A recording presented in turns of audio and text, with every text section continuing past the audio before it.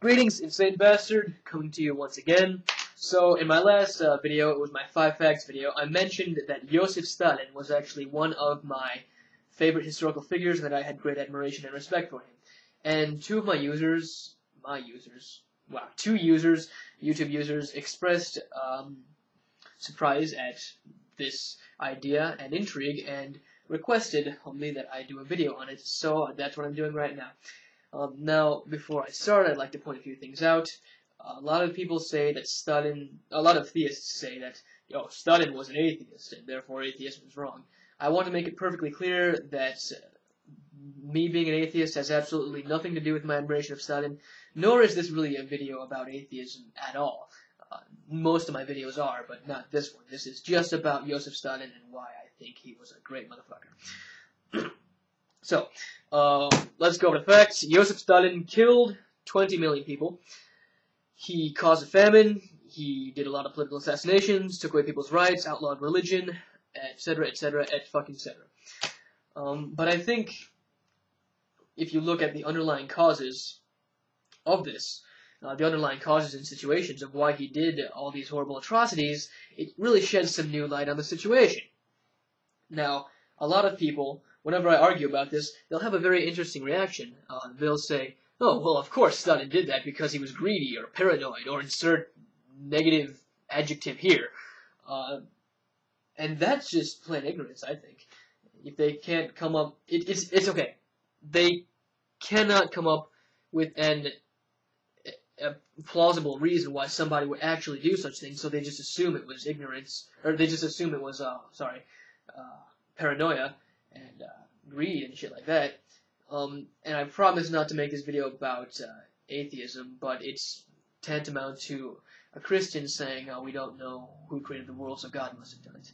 I'm just throwing that out there. But this video is not supposed to be about atheism, it's just supposed to be about Stalin. So, let's keep on that subject. Now, if we look at World War II, we know that Stalin was extremely clever and resourceful, and that he made use of absolutely all the resources available to him, and he did what was absolutely necessary.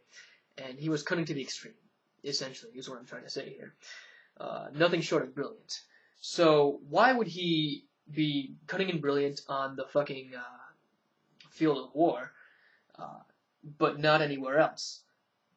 I don't think this really makes sense, especially since all these people who are accusing him of being greedy and paranoid really have no evidence to support this.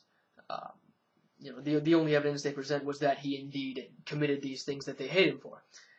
Now, what I could do in this video is go point by point through all of the historical examples of exactly what people hate him for, and say why he did them, and perhaps shed some new light, but I don't want to do that because that would make for much too long of a video.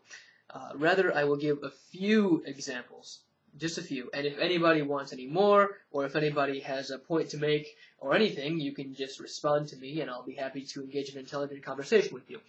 So, one example I'd like to give is one of his most infamous, the liquidation of the kulaks. For those who don't know, the kulaks were wealthy farmers living in the Soviet Union who employed others to work on their farms and sold their grain independently. So, up till Stalin decided to notice them, it hadn't really been a problem.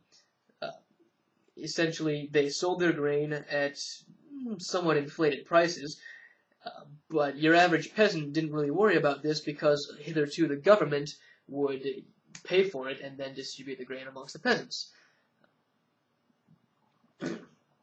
Now, Stalin had to change all this.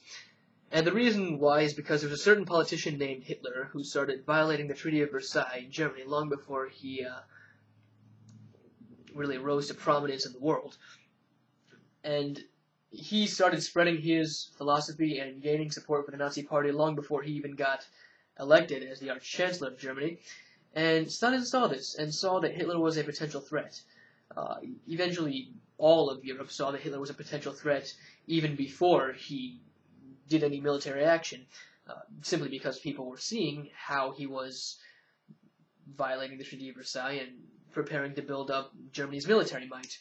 But they didn't do anything about it, because they didn't want another great war, ironically enough.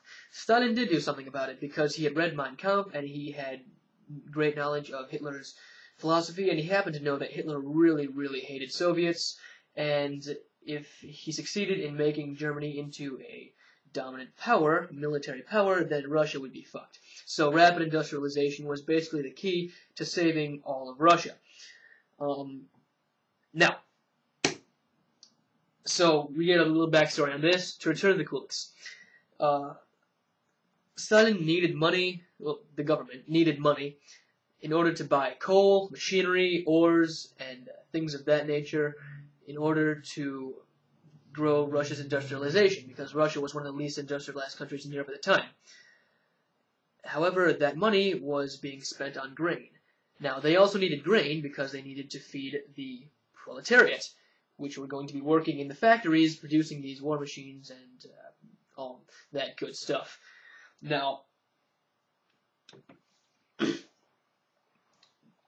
the obvious solution here is to make it so that the kulaks are not inflating their grain prices and essentially strip them of their kulakhood and put them back into the normal peasantry workforce.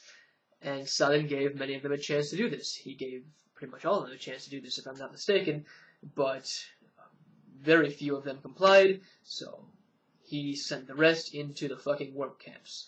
Was this a ruthless tactic of him? Yes, but I do believe that that's why I admire him, because he had the balls to do shit like that. I mean, okay, he knew that some people would object to it morally. He knew that what he was doing would not necessarily be construed as the morally right thing to do, but he fucking did it anyway because it was what needed to be done. And that's just one example. There are many more, and of course, if you want to talk about any of this, feel free to notify me, and I'll be happy to do so. But I'd like to close by saying that Russian history in the Stalinist era is filled with many such examples that really shed a new light onto who Stalin was, how he thought, and why he did many of the things he did. Now, I would like to say one other thing. Let's look briefly at what he did after the war. First of all, he extended a shitload of rights to peasants. He became a philanthropist. He actually supported Master and Margarita, which was a fucking huge social, negative social commentary on Soviet society at the time. It was one of his favorite plays, and he supported it greatly, as well as other works of art and literature.